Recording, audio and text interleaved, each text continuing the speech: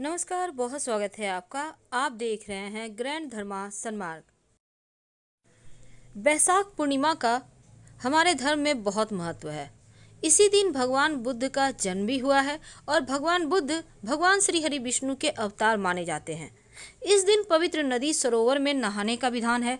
वैसे इस दिन लग रहा है चंद्र ग्रहण, जो एक उपछाया चंद्र ग्रहण है। हालांकि यह भारत में नहीं दिखाई देगा, लेकिन चूंकि पूरे विश्व में हमारे भारतीय हैं और अपने संस्कारों को मानते हैं, इसलिए आप कोई अन्य भी देश में है, जैसे अमेरिका वगैरह में दिखाई दे रहा है ये चंद्र ग्रहण, तो आप वहाँ पर भी ये पालन कर सकते हैं। तो देखिए, पवित्र नदी सरोवर में नहाने का विधान है। ऐसे में आप पवित्र नदी सरोवर में नहा तो नहीं सकेंगे, क्योंकि कोरोना का भी वक्त है और मुश्किल है। तो ऐसे में आप एक छोटा सा काम करें, अपने घर में नहाने के पानी में थोड़ा सा गंगा जल डालकर नहाएं। अगर गंगा जल ना हो तो तुलसी के पत्ते डालकर नहाएं, वो भी नहीं है तो कुछ घास डालकर नहाएं। इससे आपको गंगा स्नान का पुण्य फल प्राप्त होगा। तो देखिए, वैसे तो बैसाख माह की पूर्णिमा इस बार बहुत खास संयोग में आई है, क्योंकि इस दिन लग रहा है चंद्र ग्रहण। और भगवान श्री हरि की कृपा पाने के लिए, माँ लक्ष्मी की कृपा पाने के लिए इस दिन विशेष तरह के दान पुण्य किए जाते हैं। और भगवान श्री हरि और चंद्रदेव की पूजा करने से जीवन के सारे कष्ट मिटते हैं। चूँकि 26 मई 2021 को शाम 4:43 तक ही पूर्णिमा तिथि है, तो स्नान दान की पूर्णिमा 26 मई को है। अब देखिए, भगवान जब आप पूजा पाठ करने के लिए रेडी सेडी हो जाएं, यानी स्नान वगैरह कर लें, तब भगवान श्री हरि के सामने एक दिया जलाइए। अब श्री हरि को पीले पुष्प, पीले फल, पंचामृत अर्पित करें और हल्दी से उनको तिलक करें। इसके बाद खुद भी अपने आप को तिलक करें। घर के मुख्य दरवाजे पर हल्दी और चावल के घोल से एक स्वस्तिक बनाएं। अगर आप हल्दी बाहर की तरफ से आपको बनाना है, अगर हल्दी चावल से नहीं बना रहे हैं तो सिंदूर से भी बना सकते हैं। घर के मुख्य दरवाजे के बाहर बनाना है।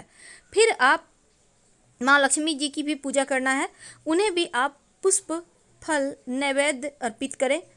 अब जब आप श्री हरि को भोग लगाइएगा तो तुलसी का पत्ता जरूर डालिएगा, क्योंकि बिना तुलसी का वो भोग स्वीकार नहीं करते। और साथ ही भगवान श्री हरि की जब पूजा कीजिएगा तो इस दिन जो कसार होता है, जिसको कहते हैं सूखा भोग, सूखा प्रसाद, यानी आटे या सूजी को भून कर बनाया जाता है, आप उसको बना सकते हैं, या फिर धनिए की पंजीरी भी बना सकते हैं, या फिर पंचामृत ही बना लें। कोई ना कोई एक भोग जरूर बनाएं। और जो भी भोग अर्पित कीजिएगा उसमें 2 तुलसी के पत्ते जरूर डालिएगा।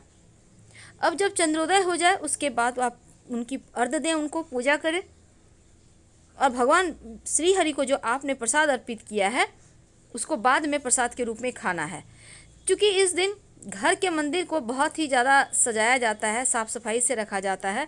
और साथ ही चूँकि इस बार बहुत ही दुर्लभ संयोग बना हुआ है, क्योंकि चंद्र ग्रहण लग रहा है, तो ऐसे में चंद्र ग्रहण, हालांकि उपछाया चंद्र ग्रहण है, लेकिन इसका प्रभाव हर व्यक्ति, हर राशियों पर पड़ेगा और तमाम तरह के यहाँ पर उनको पालन भी करनी चाहिए। वैसे जिन राशियों के लिए ग्रहण अशुभ है, उनको ग्रहण समाप्ति के बाद जो काली उड़द होती है उसका दान करना चाहिए, तो राहत मिलेगी। या फिर आप भगवान शिव के मंदिर में जाकर एक मुट्ठी चावल अर्पित कर सकते हैं। क्योंकि ग्रहण के दिन तुलसी के पत्ते का महत्व बढ़ जाता है, तो तुलसी के पत्ते 5 स्थानों पर आपको रखने हैं। कौन कौन से स्थान पर रखेंगे ये तो हम जानेंगे ही। साथ ही तुलसी जी की विशेष पूजा भी की जाती है। आइए जानेंगे विस्तार से। देखिए, चूँकि यह ग्रहण उपछाया चंद्र ग्रहण है और कोरोना वगैरह के बहुत परेशानी है अभी जीवन में, लेकिन सबसे पहली बात तो जो प्रेग्नेंट महिलाएं हैं वो बहुत ही संभल कर रहेंगी और ग्रहण को हल्के में बिल्कुल भी नहीं लेंगी। ये नहीं कि भारत में दिखाई नहीं दे रहा है तो मनमानी करनी है, बिल्कुल भी नहीं। देखिए क्या करेंगी आप, एक तो ग्रहण के वक्त खुले आकाश के नीचे बिल्कुल भी ना जाएं। दूसरी बात, आप सर पर हमेशा एक पल्लू या दुपट्टा रखें। अपने गोद में एक पानी वाला नारियल लेकर बैठे रहें। कहा जाता है ग्रहण के दौरान पके हुए भोजन में अगर आप तुलसी के पत्ते डाल दें तो आप इस भोजन को ग्रहण कर सकती हैं।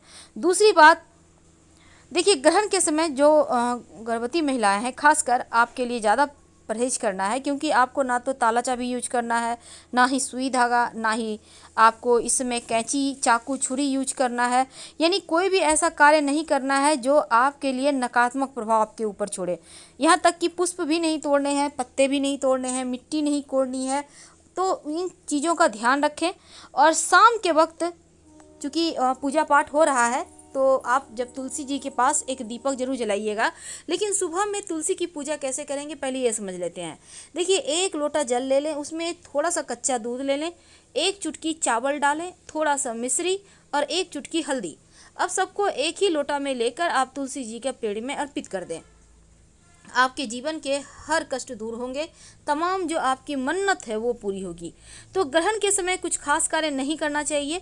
वो ये है कि तेल नहीं लगाना चाहिए, खाना पीना भी नहीं खाना चाहिए, सोना भी नहीं चाहिए, बालों में कंघी नहीं करना चाहिए, कपड़े भी नहीं धुलना चाहिए।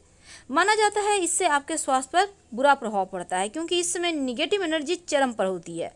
और साथ ही पत्ते, तिनके, लकड़ी, पुष्प भी नहीं तोड़ना चाहिए। कोई भी शुभ कार्य इस समय ना करें तो बढ़िया है। स्कंद पुराण कहता है कि ग्रहण के समय दूसरे का अन्न नहीं खाना चाहिए, नहीं तो इसके परिणाम आपको 12 वर्षों के एकत्र किए हुए पुण्य आपके नष्ट हो जाते हैं। तो ग्रहण के दौरान इन बातों का ध्यान रखें। और ग्रहण तो देखने की गलती गर्भवती महिलाएं भूल कर भी ना करें।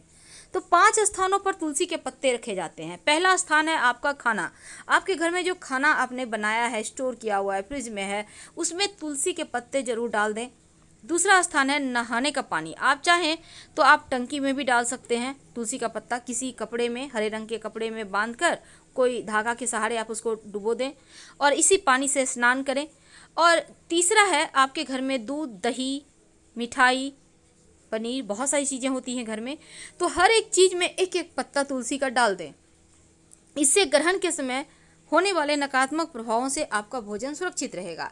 इसके साथ ही आपको तुलसी का पत्ता नहाने के पानी में, पीने का पानी में, खाना में, मिठाई में और साथ ही साथ पीने के पानी में आप जैसे आपके घर में स्टोर किया हुआ बोतल वगैरह में पानी है ना, एक एक पत्ता अच्छे से धोकर डाल दें, कोई दिक्कत नहीं, इसको पी सकते हैं आप। और रात में सोने के पहले तकिए के नीचे तुलसी का पत्ता रख कर सोएं। अगले दिन मिट्टी में उठाकर दबा दीजिएगा। जितने भी तुलसी के पत्ते हैं आप उसको मिट्टी में दबा दीजिए या साफ जगह पर रख दीजिए। तो इस तरह से आप तुलसी का पत्ता का प्रयोग करके विशेष लाभ प्राप्त कर सकते हैं। ग्रहण के वक्त ये बहुत ज़रूरी है। अब आते हैं हम थोड़ा और आगे। क्योंकि इस बार का ग्रहण उपछाया चंद्र ग्रहण है और इसका प्रभाव व्यक्ति विशेष राशियों पर पड़ेगा ही पड़ेगा। तो तमाम राशियों में मेष, वृषभ, सिंह, कन्या और मकर राशि, ये 5 राशि थोड़ी लकी हैं जिनके ऊपर ग्रहण का दुष्प्रभाव कम पड़ रहा है और आपको परेशानी की कोई दिक्कत नहीं है। लेकिन बाकी की जो राशियां हैं इनको ग्रहण का थोड़ा सा निगेटिव प्रभाव है। तो ऐसे में अगले 15 दिन तक इसका प्रभाव रहेगा। बचने के लिए ग्रहण समाप्त होने के बाद वैसे तो सबको नहाना है, लेकिन खासकर आपको देखिए आप उड़द की दाल दान करें। धन्यवाद।